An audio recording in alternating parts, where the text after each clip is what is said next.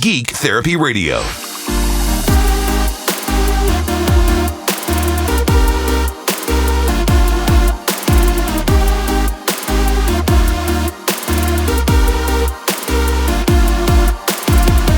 Hey, welcome to Geek Therapy Radio. I'm your mental curator, Johnny Hamburger.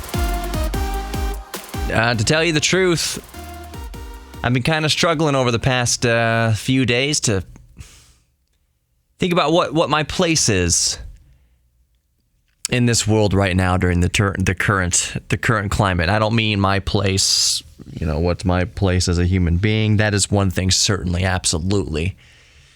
But it seems the idea of getting on this microphone for Geek Therapy Radio, or the podcast especially, and just talking about, whatever geek things on my mind of the day. I've been just kind of wrestling with how necessary that is right now. How if it would be gauche to talk about, to bring up a distraction. And I get it. On one flip side of the coin, we need shows like this, Geek Therapy Radio, to offer some distraction. A little bit. Because just for your own mental health, being inundated by the terrible news of the day, constantly, day in, day out, 2020 has not been great.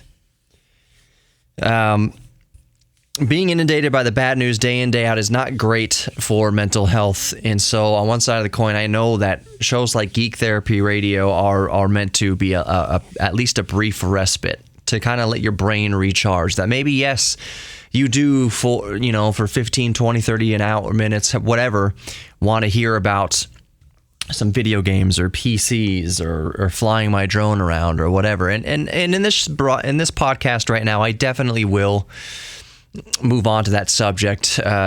David Murray, the 8-Bit guy, and I spent the entire this past weekend, driving around Houston filming for an upcoming video that he's putting on his YouTube channel. He's doing a tour around Texas of the tech of Texas, so he's already covered Dallas and Fort Worth. Now he's moved down to Houston, and that's where I came in. I'll get to it later. I'll tell you what we did later. But I think it's equally critical, and you know this, listening to my show, that yes, we talk about all the geek things that we all have in common and share, and we can share new geek things with each other. But I do think that it's important that I don't stray away from hot button social issues of the day when the time is right and when it's warranted, and that being quiet about some things is a disservice, is an extreme disservice. So there's no way I can get behind the mic right now without acknowledging the turmoil that my country is going through right now. And all I can do, over the death of George Floyd being yet another refanning the flames of a small, what has been smoldering under the surface of our country for the past few hundred years, since slavery, that we have incidents like what happened to George Floyd, and it's throwing gasoline back on the fire. It's blowing back in those embers. And all I can do right now in this podcast is talk about how I feel of it and how I feel about it. And you can tell by the broken syntax and rhythm of how I'm speaking that it's a very tough thing to put into words. It's almost impossible to put into words how I personally feel about what's going on. And why it's so hard to put into words is because there's this gnawing realization that it doesn't ultimately matter what I think about it. And I don't mean that in my voice doesn't matter or your voice doesn't matter. Of course my voice matters, your voice matters. They matter a lot. The opinions are validated. But I'm come from a position of, I always try to try to reflect. There, in this society, especially in this day and age, there's so much knee-jerk reaction that whenever anything bad happens, or there's protests or riots or looting, or yet another black man is killed by the police, there's this knee-jerk reaction, and I can only speak for white people because I am a white man, that we just, oh, here's how to fix it. Oh, it's not that bad. Oh, what was the guy doing to be getting in trouble? Oh, here's how we fix the situation. Well, if black people would only do this. Well, if they would only do this. Well, if the cops would only have done this. Or if the cops would only do this. There's so much jumping to just talking, constant yakking at what would fix the situation. Shoulda, coulda, woulda, fix the situation. What will fix the situation in the future? My whole place that I'm coming from is, what if we just shut up and listened? That's where I try to come from in all of this. Is I'm doing my best not to just be a typical man and mansplain things, and a typical disaffected white man who can't possibly understand the plight of a minority. I can't. And that's one reason I choose to just listen. I know that I cannot relate to it. I will never be able to relate to it. It's just my opinion. What I'm getting at here is, it's just my opinion that perhaps the best course I can take as a white man is just to shut up and listen. Not to offer alternatives, not to offer fixes, not to offer what I think I should do in the future, or what I've done in the past, or what I'm doing right now, or how I'm going to raise my children, or what I'm going to tell my friends and family. For right now, I am just going to listen. Of course, I will vent frustration or vent support for Black Lives Matter, for the movement, for civil rights, for the rights that every human being has. But the reason why it's frustrating, because it's something that's been going on for decades and centuries. How much the lip service has gone on for hundreds of years is what I'm trying to say. The lip service, the constant just talking. White people trying, even the best intentioned white people, just trying to do their best and give their best intentions. It's not working yet, obviously. What is one thing that we haven't tried yet? What is the most difficult thing to try right now? What is something that we just haven't given any thought or consideration to? And I'm only speaking as a white man. What's the one thing we haven't just sat down and listened? How are we going to know? How are we going to internalize and start working together towards a solution if one side isn't listening? One side has been pleading and begging and making their case for decades and centuries. And the other side has just been saying, oh, it's not that bad. You guys can vote now, right? What more do you want? You can vote. Yeah, well, so there have been laws written in for equality. There have been laws. That's one thing to put something on the books. It's another thing to actually enact them and respect them. And you can't really write laws about how people feel in their hearts. You can't write a law that's going to keep an old white man from passing his racism down to his sons, and then that son passing it down to his sons and daughters, and just passing down this irrational racism from generation to generation. You can't write a law. Even if you did try to write a law that would limit that, it couldn't possibly be enacted. You cannot write a law that restricts people's hearts and feelings and beliefs. You can't do it.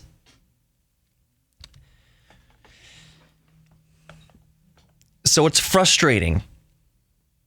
It's frustrating. And again, this is all just my opinion, and I hope I'm being clear on it. And the other part of that's frustrating is, even if I think I'm thinking about it the clearest way, even if I think I'm articulating it to you in the clearest, most respectable way, in the most understandable way, in the way that I think absolves my heart of the most grief and guilt, I can't possibly do that. There is no way to do that. And again, it's because I am not a minority. I have not walked a mile in their shoes. All I can tell you is that I'm frustrated. As somebody who's tried to do right by everybody, who is often naive to racial, I don't know, it was pointing out in crowds, oh, there's not one black person in the crowd, or that crowd's all black. I didn't notice. I honestly wasn't even paying attention to the crowd to notice that there wasn't one black person there. I don't understand. I was looking at some old video footage yesterday, family archives. My dad has, before he died, he meticulously went through and digitized almost our entire family archive of VHS and 8mm tapes. And it's something I never would have noticed before. I never even thought about before, but there's a whole lot of childhood footage in there. Baseball teams, basketball teams, schools, school functions. And I was watching a tape yesterday, digitized, when I must have been, I don't know, 11 years old or so, 11 or 12 years old, maybe 10 years old. And I'm playing on this little league basketball team. And there's 3 or 4 other black kids on the court. And I only noticed that now under these current conditions. I couldn't tell you, if you asked me to remember back to playing basketball at that age in those leagues, oh, were there any black people in the leagues with you? I don't remember. It was all just kids. We were all just kids. It didn't stand out into my mind then, and it didn't stand out in my mind until now under current situations, under the current era that we're in right now, the current circumstances. And the point was that I didn't notice that there was, if I noticed a difference, it wasn't any sort of negative difference. It wasn't, what's wrong with that kid? What's wrong with his skin? Why are his parents darker than me? It never crossed my mind. And the reason why it never crossed my mind is because my parents never brought it up. They never made it stand out. I was never taught to single out other races. Hey, that's a black family. You don't go over to their house. That never happened to me. Thank God that never happened to me. I never noticed race to be to cause strife in certain families until I was much older. As a kid, it didn't matter. It all didn't matter. I had Indian friends. I had black friends, Asian friends. Obviously, I must have, but it's not something that stuck out in my mind at the time. Is what I'm saying making sense? That my friend in elementary school, their ethnicity didn't register. I think the friend that I hung out with the most, his name was Tanuj, a friend of ethnicity. His name was Tanuj. His family was Indian. His dad was a surgeon. He was the surgeon who put in the peg, the feeding tube, to my sister's gut. We hung out all the time. And the only thing I remember as a kid hanging out was that it was always interesting. I always liked going to his house and hanging out with his family and going out to eat with his family because it was so different than what I was used to. Not in any sort of negative way, but we were going to Indian restaurants and hanging out with other Indians and other cultures. And it was fun to me, but I didn't recognize it as having anything to do with the color of their skin, if that makes sense. It was all just me being intrigued by the world. I knew that if I went over to my friend John Robertson's house, it was going to be mostly like mine. We were going to do all the same things. see all the same things, smell all the same smells, versus going to Tanuja's house, which had very interesting smells. His grandma wore a sari and didn't speak any English. And the clothes were very colorful. The art in their house was very different and colorful. It was very cool. I loved going over there. But race was never put into my brain to be a negative. I remember I had there was a kid in my class, Chris, and he's still a friend, still an acquaintance. I haven't seen him in years. Chris James, his dad was black and his mom was white. And I just remember in 5th grade thinking that was cool, unique. Oh, that's cool. And not thinking anything derogatory about it at all. And I never heard anything derogatory about it. Not that I remember at that age. The thing that was the coolest thing to me is that his dad owned a lot of Wendy's around the region. So he could get us like free French fries and hamburgers and stuff. That was cool. Had nothing to do with the color of her skin. It didn't stand out. It got more interesting later on going to high school when racial things started to bubble to the surface. I just became more aware of how challenging it must be to have mixed-race parents and to have two ethnic groups, two races. You know, what must have been going on in his head? Do I belong to the white kids? Do I belong to the black kids? What group do I hang out with? And it didn't matter. Like, that was the thing. It didn't matter who you hang out with. Like, what group claims you? Are you black or are you white? Why would it even matter? But me thinking, why would it matter? That's just a symbol of the privilege I have as a white man. I don't have to even consider it. Did I say symbol? I meant symptom. That I was born white. Both of my parents were white. I never had to deal with the notion of being pulled both ways. Or this idea, are you acting white enough? Are you acting black enough? And if you're somewhere in the middle, if you're of both races, what kind of hell that must be to grow up with before a certain age. Because again, when we were in elementary school, I don't recall, at least on my part, thinking anything was different.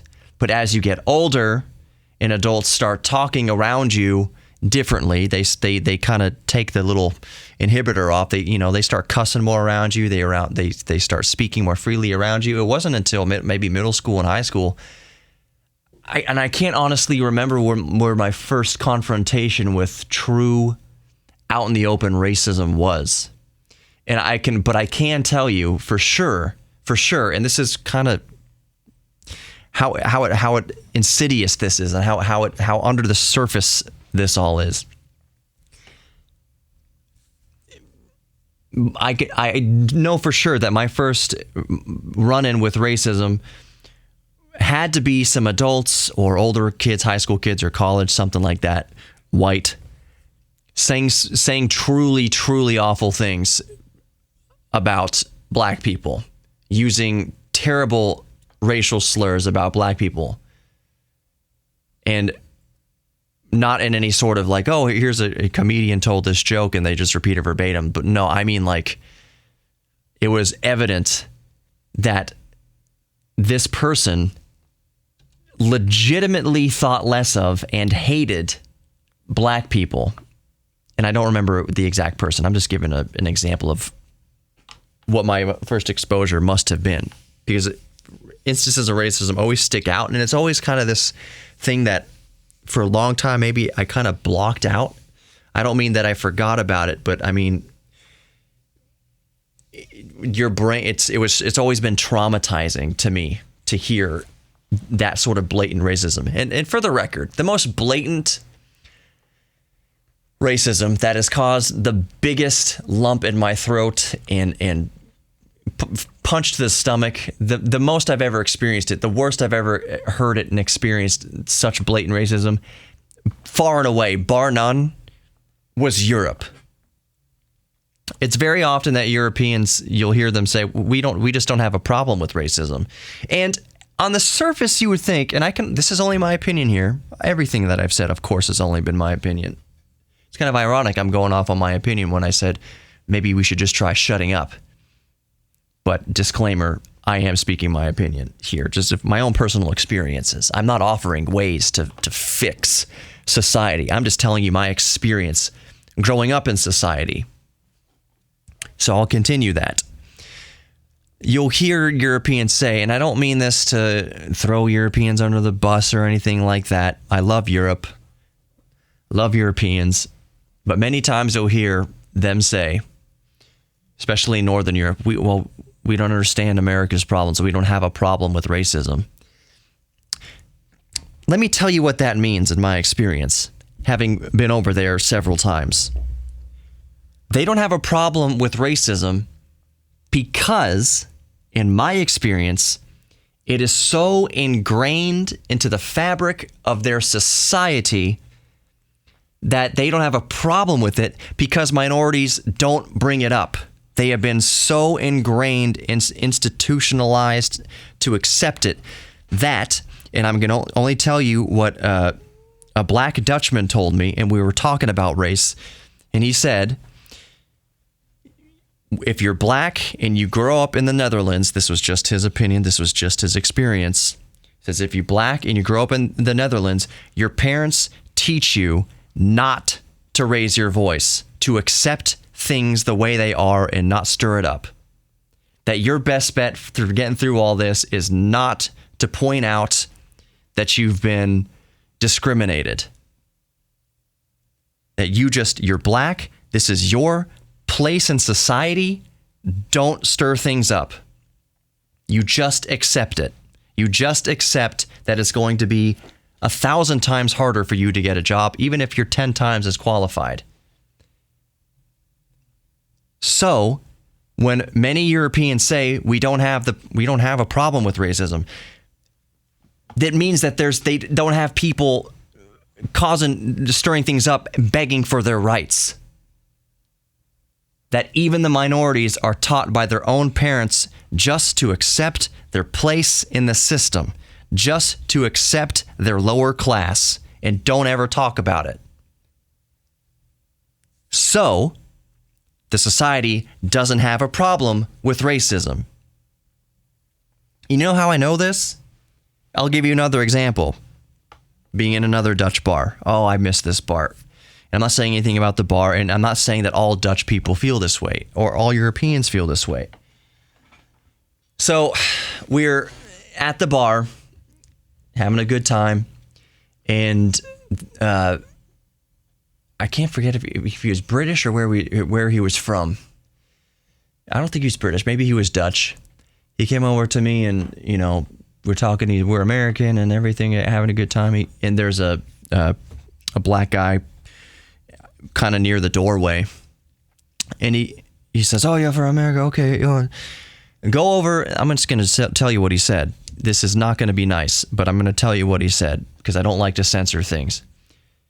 He said, "Go over to that guy right now and call him a beastie," which is a term I never even heard of, but I assure you it is as horrible as it sounds. It is absolutely a slur. Beastie, there's nothing good that can be from that. It's like saying the N-word or something here. Or it's basically referring to another human being as an animal, as a beast. He said, "Go over," he was really drunk, the Dutch guy talking to me. "Go over there and tell him, say hi, beastie, or what's going on, beastie?" And I was like, "Are you insane? Are you insane?" And he was genuinely shocked. He's like, "What are you talking about? If you go over there, he won't do anything. nothing's going to happen. We don't have a problem with racism. So what he was saying is, I can go over there and make a racial slur to him, and he's been raised by his own parents to know his place in society, that he won't defend himself from it. He'll laugh it off or whatever. That's the type of deep-rooted racism that I have experienced exist in Europe.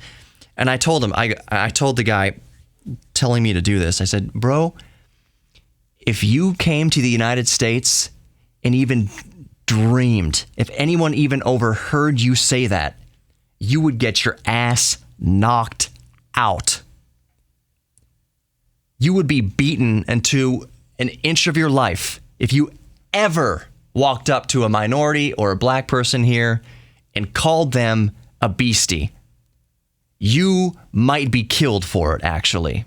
Not just beat up. You would probably be beaten past the inch of your life. You might die. In the United States, there is absolutely a problem with racism. And one of the judgments that I feel that people from around the world cast on the United States, oh, we have this big problem with racism. Look at all these racists over in the United States. It's because in our country, everybody has a voice and everybody can defend themselves, and everybody is defending their civil rights, has the right to do so. You can be vocal about it. If you feel like you're being oppressed, you absolutely have the right in this country to defend yourself and fight for your freedom and fight your oppressor. So when some Europeans say, we don't have a problem with racism, that just means the will has been beaten out of your minorities for a long time. For 1,000 years, your minorities have had their wills so crushed under the heel of the system that they just learn among their own communities not to fight for their rights. That's what I've learned. That's what I've observed. Why do Americans have such a problem with racism? It's such a mess over there. We have such a problem. Because everybody has a voice to be heard. They have the right to have their voice heard. They have the right to fight for their freedom. That is one of the cornerstones of the United States of America. And it gets messy. We're a young country built on this principle that everybody has a voice. Everybody has a right to peaceful protest. Everybody has a right to defend themselves. If you feel like you're being oppressed, you are protected by the Constitution of the United States to voice your dissatisfaction and fight for your freedom. You have that right here. And that means that things get messy sometimes, that growing pains hurt badly. But what happens here, because people, even in a country like ours that is so free-flowing with the mouth and so free-flowing with fighting for your own freedoms, the status quo is still easier a lot of times, I think. That we have these big outrages and these riots and these protests, and then things simmer down, and a lot of people think, oh, well, status quo is good again. No one's rioting. No one's acknowledging that there's a problem. As long as people aren't throwing bricks through windows, then, everything's fine. I've got mine. That's all I care about. Don't want to think about the plight of the black man in the United States. He's not throwing a brick through a window, so it's not a problem, right? He's not upset about it. You're good, right? No, absolutely not.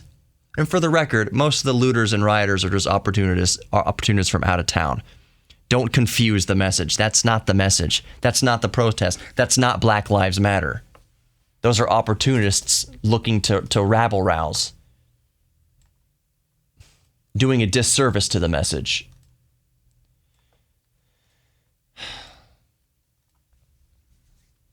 It's never going to go away. The struggle is never going to go away in this country anytime soon, unfortunately, in my opinion. Because every time it goes back under the surface and smolders on the surface, it's this lapse in communication. It's like having a friend or a family member that you haven't spoken to in years and you're out of touch. You know, there's a misunderstanding there that goes back under the surface. And then you come back for Thanksgiving dinner, somebody says something, you're fighting again. It's brought up, oh yeah, this is what we were fighting about. That's kind of what happens here. And my only hope and prayer, one of my many hopes and prayers to come out of this is that this is an opportunity now that everything's out in the open and everything's seething again and the wound is open and bleeding again and it's being poked again and it's painful, that we use this opportunity to keep the dialogue open again. Once the protests go back down and simmer back down and the streets are clear again, that the lines of communication remain open. I have this vision, and this is just, again, my opinion. I have this vision. You know, when our president is talking about sending in militarized troops to quell protests, I'm just thinking in my head, that's going to make it so much worse. We don't need to point guns at people. We need to point microphones at people. Let's talk. Let's listen. If you're going to send in a militia and a body of human beings representing the government, no guns, notepads, and tape recorders, and you sit down. Please, what do we do to fix this? Not offer, how do we fix this? Don't confuse me, listener. I'm talking to you right now with offering how I think we can fix this. We need to listen to them. We need to listen to the oppressed. What do you need us to do? How do you need us to work together? What can we do to facilitate this? The healing. How do we heal this? How do you think? Because you are the ones who've been crushed under the heel. I haven't been the one crushed under the heel. You've been the one crushed under the heel. You're the one who can't breathe. What do you need us to do to alleviate? What do you need us to do to help you breathe? Help us, the whole country, breathe. You are the oppressed. Your opinion is the only one that matters. What do you think about all this? How do you think we should go from here? That's, to me, the only role the police or the military or the government should have in this situation. Goodwill. Go to those communities and shut the hell up and listen. Sorry to get all fired up. Sorry, but not sorry, actually. Sending troops and military? Are you kidding me? Send ambassadors to listen. Send an army in there armed with notepads and tape recorders. Take notes and listen to what they have to say. We don't know how to fix it. White people, white men especially, think we know how to fix everything. And I'm speaking as a white man. It is so incredibly difficult sometimes to hear somebody telling us a problem, because my first reaction as a man is, well, here's how you fix it, because I'm thinking about it like I'm fixing an engine. I sprung a coolant leak in the DeLorean over the weekend, and I'm fixing that. It's so easy, and we love that closure. There's where the burst in the coolant hose is. All I got to do is cut off the coolant hose, put a new coolant hose on there, and I'll be in ship shape. The problem will be fixed. It won't be bleeding coolant anymore. Wipe my hands of that. I fixed the problem. Yay me. But that's not how we fix the issue of racism. You can't leave it to the oppressor to come up with a fix for the oppressed. You listen to the oppressed. You do your best work towards fixing it by shutting up and listening. Taking the foot off the neck. I'm sorry, now you can speak freely now. I can hear you. What are you saying? There's a setup, it's systemic. I'm just a human being. Please, I have kids. I have dreams and aspirations. I don't know what they're going to say. And I should stop that train of thought, because that's me assuming that I know what the oppressed are going to say. I don't know what the oppressed are going to say, but I do know that the only way we can figure out what they need to say is to listen to them.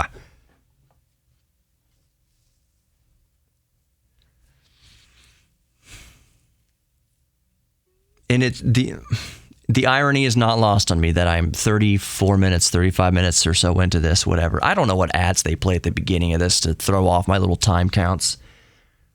But I think it is important, even though that I can't relate to the oppressed,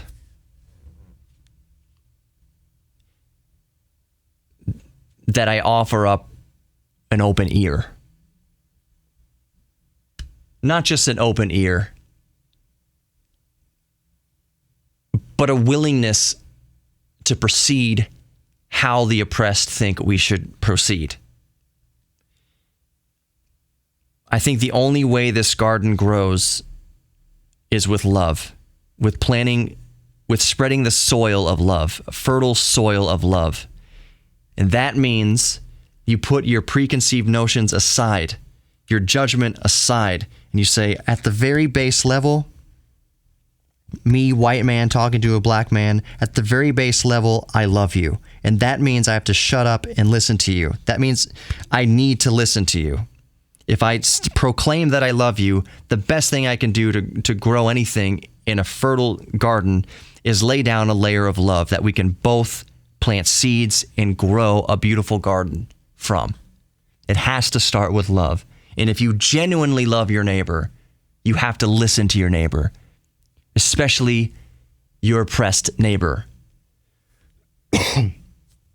And no, I may think, I spent the entire previous part of this podcast talking about, the black friends I had in high school. I didn't notice race until later on when I noticed other people making a big deal about it. It doesn't. I can say that I don't think that I've played any part in systemic racism. I can say that, but that's part of ignorance and that's part of privilege. You just have to understand the ignorance and the privilege, even if you're doing your best not to become a part of that systemic racism. You just have to understand that we have an advantage. I'm talking to white men here specifically. We have an advantage in society that literally nobody else has. Not even white women have as much privilege as a white man in this society. So it's going to take us recognizing that. Just looking in the freaking mirror and recognizing that. I don't know what to fix this. I need to listen with suggestions on how to fix this. That's the dialogue. It's mostly one way. It's just breaking down that wall of preconceived notions. And this term privilege, it sounds like such a negative thing.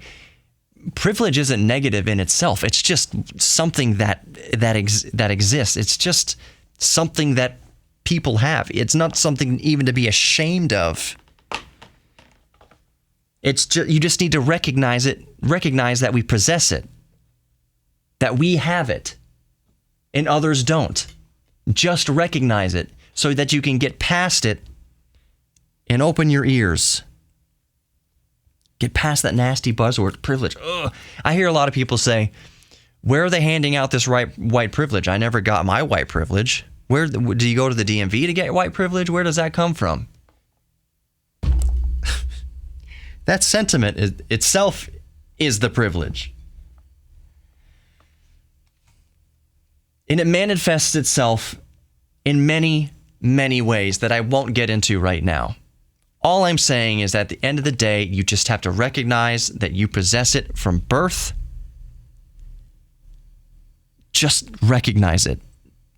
Just admit in your heart that you have it. So then you can listen with an open heart. The only way we can get through this is with love. That's the only way that's going to work. Because white people, especially white men, and I am a white man, need love in our hearts to break down the toughest of us, the most leathery skin, the most entrenched of us. You need love to get in there to open your ears. to just recognize, I don't know what you're going through.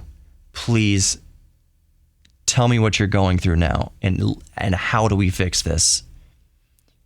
We can't orchestrate it. We can help and stand beside you to bring about change, but you, please just tell us. I need to swallow my pride and let somebody else take the reins in society. The only way we can do that is with love. Start out with a basic soil of love. A basic fertile soil, because it's the love, like I mentioned, that helps you swallow your pride and open your ears.